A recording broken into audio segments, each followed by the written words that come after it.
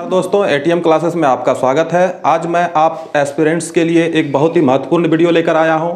यह वीडियो उन एस्पिरेंट्स के लिए है जो बीएचयू से बीएड करना चाहते हैं। जैसा कि आप सभी जानते हैं कि बीएचयू हमारे देश का सबसे प्रतिष्ठित केंद्रीय विश्वविद्यालय है और वहां से बीएड करना सभी एस्पिरेंट्स का एक सुनहरा सपना होता है।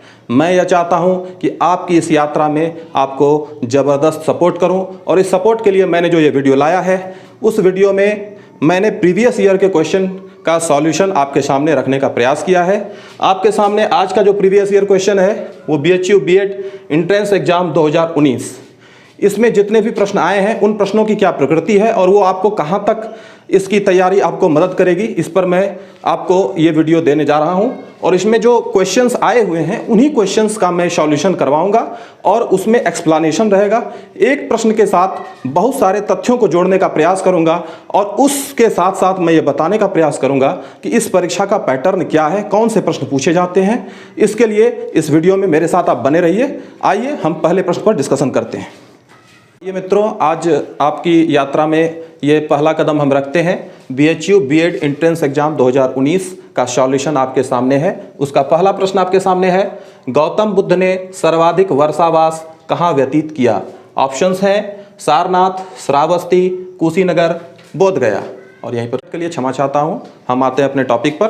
तो हमारा ये प्रश्न आपके सामने है, गौतम बुद्ध ने सर्वाधिक वर्षावास कहाँ व्यतीत किया? मैं सबसे पहले बिना किसी कन्फ्यूजन का इसका आंसर आपको बता देना चाहूँगा। इसका आंसर होगा श्रावस्ती। यहाँ पर श्रावस्ती के बारे में आपको और बहुत सारे फैक्ट्स बताऊँगा। सबसे पहले मैं इसमें गौतम बुद्ध पर बात करना चाहूँगा।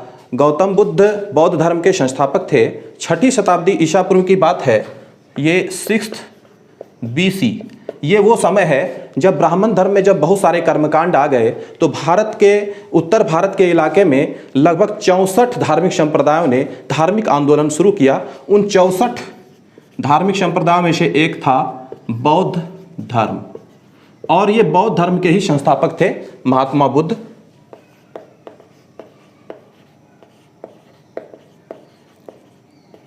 इस प्रश्न में आपने देखा कि सर्वाधिक वर्षावास उन्होंने किया था श्रावस्ती में। इस प्रश्न से संबंधित बहुत सारे ऐसे फैक्ट्स हैं जो बीएचयू की अलग अलग परीक्षाओं में बार बार पूछे जाते हैं, इसलिए मैं कुछ इसमें और भी फैक्ट्स जोड़ देना चाहता हूं। गौतम बुद्ध जो है उनको लाइट ऑफ एशिया के नाम से भी जाना जाता है।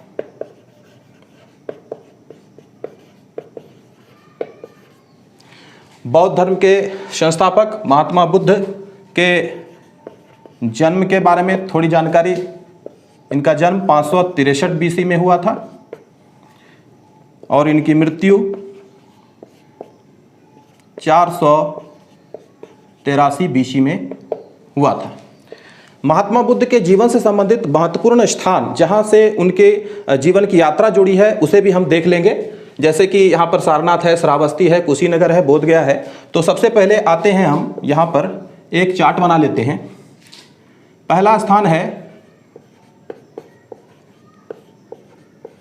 कपिलवस्तु। कपिलवस्तु में महात्मा बुद्ध का जन्म हुआ था। उसके बाद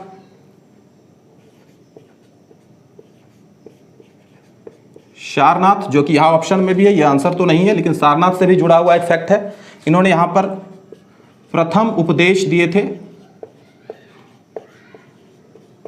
और आपको यह जानना चाहिए, बार बार यह क्वेश्चन भी पूछा जाता है कि प्रथम उस उपदेश को बौद्ध साहित्य में क्या कहा जाता है। तो इस घटना को कहा जाता है धर्म चक्र प्रवर्तन।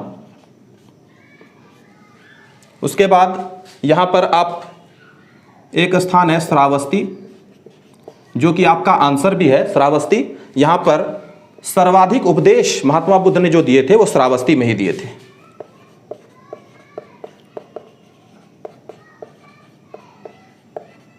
ये क्वेश्चन भी बार बार पूछा जाता है श्रावस्ती के बारे में। और यहां पर एक और स्थान है बोधगया। बोधगया में महात्मा बुद्ध ने ज्ञान की प्राप्ति की थी, जिसे बौद्ध साहित्य में निर्वाण भी कहा जाता है। तो ये स्थान जो है ज्ञान प्राप्ति से संबंधित है।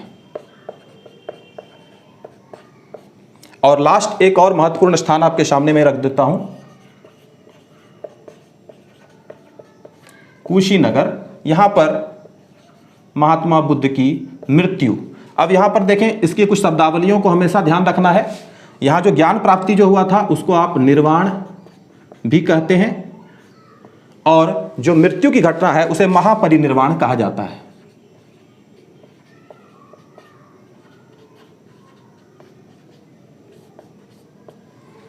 तो ये बहुत सारे ऐसे फैक्ट्स हैं जो महात्मा बुद्ध और बौद्ध धर्म से संबंधित फैक्ट्स हैं, और ये बार बार परीक्षाओं में रिपीट किए जाते हैं, पूछे जाते हैं। क्वेश्चन पर फिर से हम वापस आते हैं। क्वेश्चन था, गौतम बुद्ध ने सर्वाधिक वर्षावास कहाँ व्यतीत किए थे? तो वर्षावास जो है बौद्ध धर्म का एक बहुत ही महत्वपूर्ण वो समय है, काल है।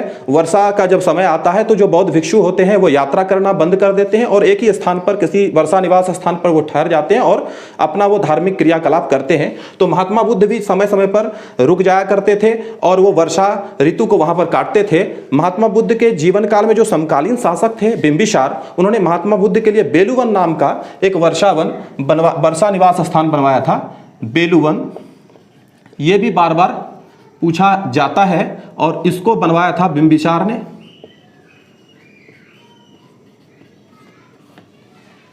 तो यहां पर बहुत सारे फैक्ट्स हो गए जो आप चाहे तो स्क्रीनशॉट्स भी ले सकते हैं, और इसके बाद हम नेक्स्ट क्वेश्चन पर चलेंगे। नेक्स्ट क्वेश्चन है आपके सामने, वैनसांग ने किस शताब्दी में नालंदा की यात्रा की थी? सबसे पहले वैनसांग के बारे में जानेंगे। वैनसांग एक चीनी यात्री थे जो उत्तर भारत के शासक हर्षवर्धन के दरबार में उनके शासनकाल में आए थे। हर्षवर्धन जो पुष्यभूति वंश के शासक थे, उनके दरबार में ये आए थे। तो हर्षवर्धन उत्तर भारत के शासक हैं और इनका टाइमिंग था 606 से 647, और इसी में वैनसांग भारत की यात्रा पर आए थे और ये भारत में 630 से लगभग 644 तक रहे थे। 15 वर्ष तक ये भारत प्रवास पर रहे थे। वैनसांग का भारत आने का उद्देश्य था कि ये भारत आकर बौद्ध धर्म के संबंधित जो दर्शन, जो साहित्य है, उनकी जानकारी, उनकी शिक्षा लेने के लिए वो आए थे, और भारत में उपलब्ध बौद्ध धर्म की जो पांडुलिपियाँ थी, जो पुस्तकें थी, उन्हें वो एकत्रित करने के लिए आए थे, और इसी उद्देश्य से वो अध्ययन करने के लिए नालंदा विश्वविद्यालय गए थे। तो वैनसांग के बारे में और भी चीज़ें जान लीजिए। वैनसांग एक ऐसे चीनी यात्री थे जिन्हें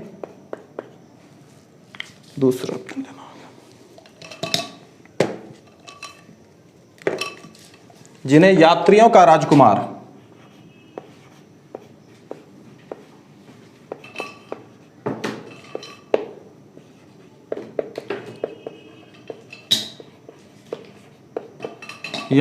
राजकुमार भी इन्हें कहा जाता है। 15 वर्ष के अपने यात्रा के दौरान इन्होंने जो यात्रा वृत्तांत लिखा था, वैनसांग का यात्रा वृत्तांत, वैनसांग के द्वारा रचित यात्रा वृत्तांत को CU की के नाम से भी जाना जाता है। बहुत सारे परीक्षाओं में ये क्वेश्चंस पूछे जाते हैं वैनसांग से संबंधित। अब यहां पर वैनसांग जो नालंदा विश्वविद्यालय की यात्रा पर आए थे,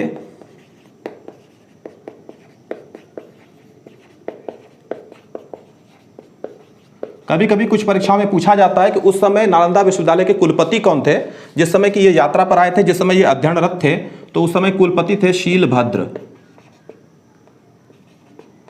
अब इसी में कुछ फैक्ट्स और भी हम जोड़ लेते हैं कि भारत आने वाले जो चीनी यात्री थे उनका क्रम क्या था और वो किस टाइमिंग पर आए थे, ये बार बार पूछा जाता है। तो भारत आने वाले पहले चीनी यात्री, ये बार बार पूछा जाता है प्रथम चीनी यात्री के बारे में, तो वो थे फाहियान। ये गुप्त वंशीय शासक चंद्रगुप्त द्वितीय के दरबार में आए थे। फाहियान का टाइमिंग 399 से लेकर 414 AD तक था। फाहियान के बाद दूसरे जो यात्री आए थे वो थे संगयुन। 518 AD में वो आए थे, ईस्वी में आए थे। संगयुन के बाद तीसरे यात्री हैं वैनसांग।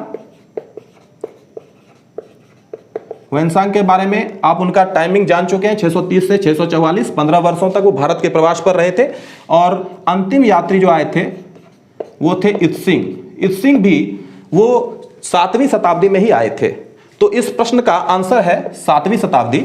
7वीं शताब्दी में वैनसांग भारत की यात्रा पर आए थे और नालंदा की यात्रा भी उन्होंने की थी। अब चलते हैं हम लोग नेक्स्ट क्वेश्चन की तरफ। क्वेश्चन आपके सामने है, निम्नलिखित में से किस राजवंश के शासकों के लिए देवपुत्र की उपाधि प्रयुक्त की जाती थी? तो यहां पर ऑप्शन है शक, कुषाण, शुंग और गुप्त। इसमें डेफिनेटली आंसर होगा कुषाण। तो आइए हम सबसे पहले बात करते हैं कुषाण वंश के बारे में। कुषाण वंश जो है वह एक विस्तृत साम्राज्य था और वो प्राचीन भारत के मध्य एशिया, ईरान और पाकिस्तान और पूरे उत्तर भारत के एरिया में वो विस्तृत था, एक विशाल साम्राज्य था। और कुषाण वंश के संस्थापक थे कुजुल कड़फिसस। सबसे पहले हम जानेंगे ये कुषाण वंश की उत्पत्ति कहाँ से हुई थी। तो एक चीन का यूची कबीला था, इसकी 5 शाखाओं में से एक शाखा था कुषाण। और कुषाण वंश के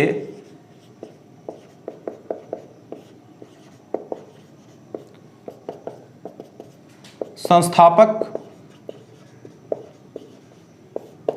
का नाम था कुजुल कड़फिसस।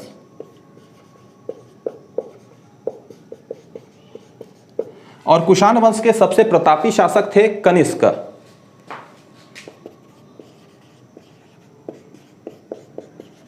कनिष्क के शासनकाल में कुषाण साम्राज्य जो था अपने चरमोत्कर्ष पर था और हर एक क्षेत्र में यह बहुत ही विकसित साम्राज्य था।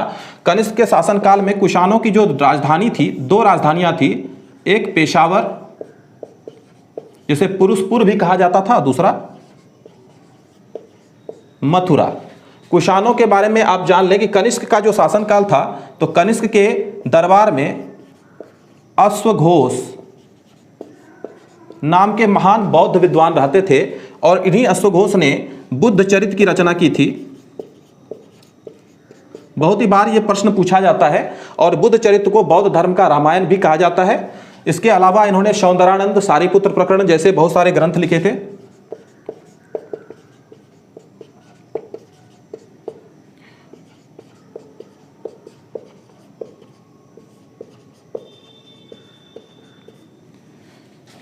ये अश्वघोष जो थे वो कनिष्क के राजकवि थे। एक और महत्वपूर्ण फैक्ट जो कनिष्क के शासनकाल से संबंधित है, चरक इनके राजवैद्य थे।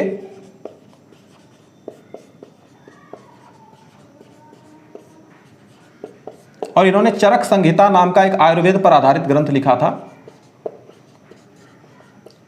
कनिष्क के शासनकाल में नागार्जुन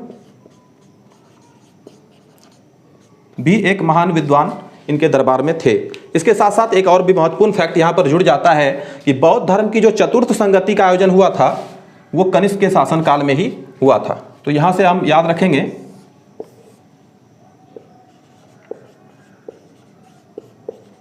चतुर्थ बौद्ध संगति ये कनिष्क के शासनकाल में ही हुआ था। ठीक है, अब हम चलते हैं नेक्स्ट प्रश्न पर। नेक्स्ट प्रश्न आपके सामने उपस्थित है। क्वेश्चन है, निम्नलिखित में से किन्हें grand old man of India के नाम से जाना जाता है।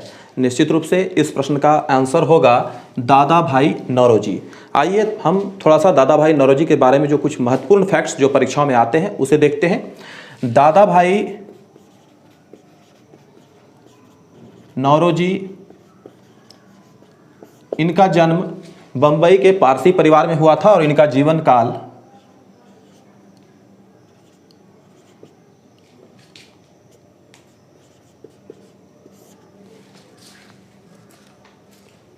इनका जीवन काल 1825 से 1917 है। इनके बारे में महत्वपूर्ण फैक्ट ये है कि ये भारतीय राष्ट्रीय कांग्रेस के संस्थापक सदस्यों में से एक थे और ये उदारवादी दल के नेता थे और ये पहले व्यक्ति थे जो ब्रिटिश संसद के एक सदन हाउस ऑफ कॉमन्स के प्रथम भारतीय सदस्य ये बने थे।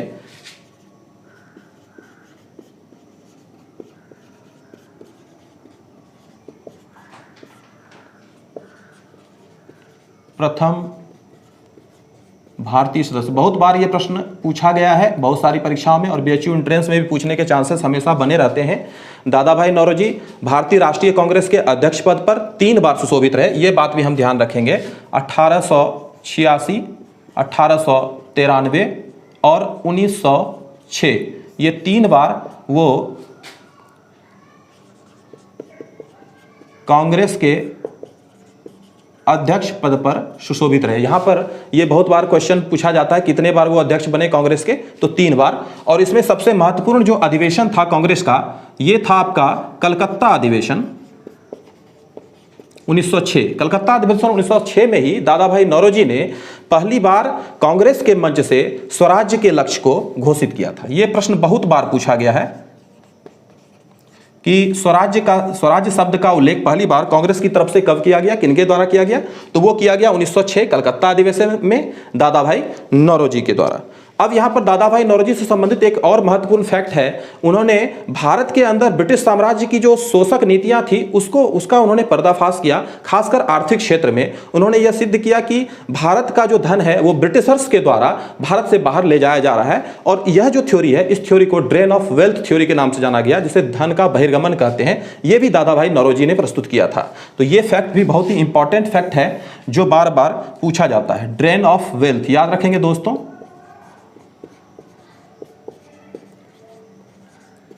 या इसको धन का बहिर्गमन, ये थ्योरी दादा भाई नौरोजी ने ही भारतीयों के सामने रखा और भारतीयों को यह समझाया। और इसके अलावा एक फैक्ट और यहां पर हम देखेंगे, उन्होंने एक पुस्तक लिखा था poverty and un British rule of India. यह भी आप याद रखेंगे, बहुत बार पूछा जाता है।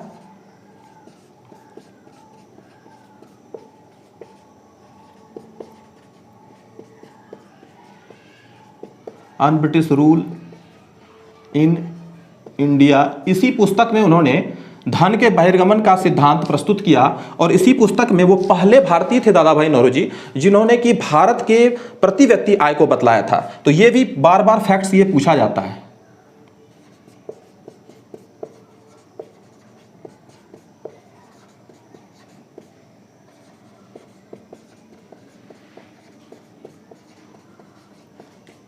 ये प्रथम भारतीय थे। इन्होंने भारत में ही नहीं बल्कि भारत के बाहर भी लंदन जाकर भारत की स्वतंत्रता के संबंध में आंदोलन से संबंधित कार्रवाई की थी, जिसमें भारत में जाकर के इन्होंने ईस्ट इंडिया एसोसिएशन, एक इंडियन एसोसिएशन नाम की संस्था का भी गठन किया था। तो ये महत्वपूर्ण फैक्ट्स जो है दादा भाई नौरोजी से संबंधित आपके सामने है, इसका आप स्क्रीनशॉट ले सकते हैं। चलते हैं नेक्स्ट क्वेश्चन पर। क्वेश्चन आपके सामने है, भारत में आए साइमन कमीशन के खिलाफ दिखाए गए प्रतिरोध के दौरान किसको चोटें लगी और उनकी मृत्यु हो गई? निश्चित रूप से ऑब्वियसली इसका आंसर होगा लाला लाजपत राय। आइए यहां पर डिस्कशन करेंगे साइमन कमीशन के बारे में। Simon commission